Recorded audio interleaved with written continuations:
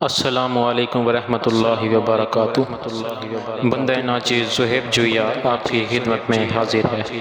سب سے پہلے نبی اکرم صلی اللہ علیہ وآلہ وسلم پر بے حد کروڑوں درود و سلام اور اللہ تبارک و تعالیٰ کی بے حد حمد و ثنا۔ اس کے بعد ہم آپ کو اس channel pet birds green info TV وی پر خوش آمدید کہتے ہیں۔ آج کا ٹاپک جیسا کہ آپ نے تھمبنیل سے دیکھ لیا ہوگا کہ حضرت موسیٰ علیہ السلام اور اولیاء کرام کے ساتھ پیش آنے والے جانوروں اور پرندوں کے واقعات۔ تو چلیں بغیر وقت ضائع کیے آج کا ٹاپک سٹارٹ کرتے ہیں۔ حضرت موسیٰ علیہ السلام حضرت شعیب علیہ السلام کی بکریاں چرایا کرتے تھے۔ ایک بکری ریوڑ سے بھاگ گئی، آپ اس کو پکڑنے کے لیے گئے۔ بکری نے شام تک پکڑنے نہ دیا اور پہاڑ پر چڑھ گئی۔ آپ کے پاؤں مبارک سوج گئے اور خون آنے لگا۔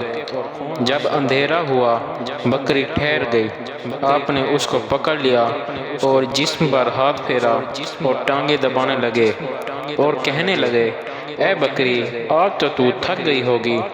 آسمان یہ نظارہ دیکھ رہا تھا، فرشتے اللہ کی مخلوق پر شفقت رحم و کرم دیکھ رہے تھے اور اللہ سے عرض کرتے ہیں، یا اللہ تو نے ایسے بھی بندے بنائے ہیں۔ اللہ تعالیٰ نے فرمایا، میری مخلوق پر رحم کرنے کی صلہ میں موسیٰ علیہ السلام کو کلیم بناتا ہوں۔ یہ مجھ سے براہ راست کلام کرے گا۔ قیامت تک جو میری مخلوق سے محبت کرے گا وہ میرا کریم ہے۔ سبحان اللہ، سبحان اللہ۔ اسی پر دو اشعار سنتے جائیں۔ کرو مہربانی تم اہل زمین پر، خدا مہرباں ہوگا عرش بری پر۔ حضرت شیخ محمد علی حکیم ترمذی رحمۃ اللہ علیہ حج سے واپس آئے۔ آپ کی جھونپڑی میں کتوں نے بچے دیے ہوئے تھے۔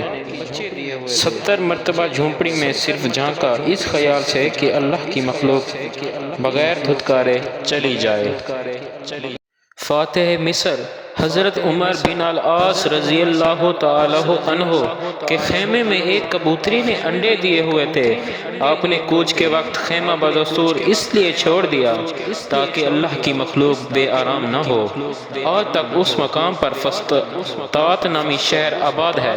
فسطاط عربی میں خیمے کو کہتے ہیں۔ حضرت رابعہ بصری رحمۃ اللہ علیہ نے ایک پیاسا کتا دیکھا۔ آپ نے پاؤں سے موزہ اتارا، اپنی اوڑھنی پھاڑی، رسی بٹی، کنویں کا پانی گہرا تھا، اپنے سر کی چوٹی کاٹی، رسی بٹی، اوڑھنی اور سر کی چوٹی ملا کر موزہ باندھا اور کنویں سے پانی نکال کر پیاسے بےتاب کتے کو پلا دیا۔ اس کے بعد حضرت شیخ شبلی رحمانی کو وصال کے بعد کسی نے خواب میں دیکھا کہ آپ نے کہا کہ اللہ تعالیٰ نے مجھے بخش دیا۔ پوچھا گیا کس وجہ سے؟ تو آپ نے فرمایا، نیکی کے باعث آپ کی بخشش ہوئی ہے۔ آپ نے فرمایا، ایک دن سخت سردی کی رات بازار میں جا رہا تھا، ایک بلی سردی کے باعث کانپ رہی تھی، میں نے اٹھا کر اپنے کپڑوں میں چھپا لیا۔ مخلوق خدا پر اسی رحم و کرم کرنے پر مجھے نوازا گیا ہے اور مجھے بخش دیا گیا ہے۔ جانوروں کی خدمت اور علاج کرنے والے خوش قسمت ہیں کہ جنت مل رہی ہے، لہٰذا انہیں اللہ تعالیٰ کی مخلوق کی خدمت میں جذبے سے دھن میں مگن ہو کر اخلاص سے خدمت کرنی چاہیے، پھر دنیا باعزت پرسکون باوقار زندگی گزارے گی اور آخرت میں جنت کے حقدار بن جائیں گے۔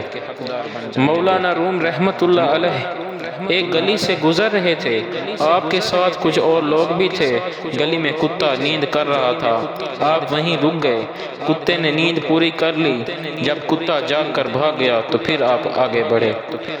حضرت باقی باللہ رحمۃ اللہ علیہ کابل میں قیام پذیر تھے، سخت سردی تھی، تہجد کے لیے اٹھے، لیاف میں بلی گھس گئی، ساری رات سردی میں گزار دی، لیاف سے بلی کو نہ بھگایا۔ اسی پر چند اشعار سن لیں۔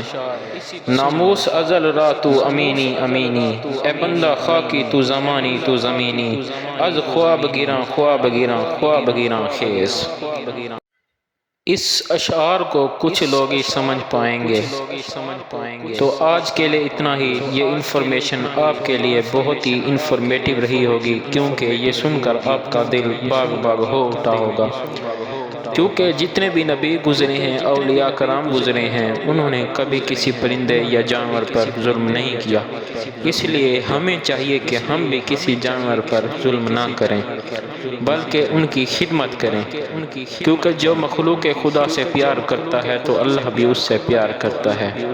تو اپنے دوست زہیب جیا کو دیجیے اجازت، ملیں گے کل نئی ویڈیو کے ساتھ، نئے کنٹینٹ کے ساتھ۔ فی امان اللہ، اللہ حافظ، اللہ آپ کا حامی و ناصر ہو۔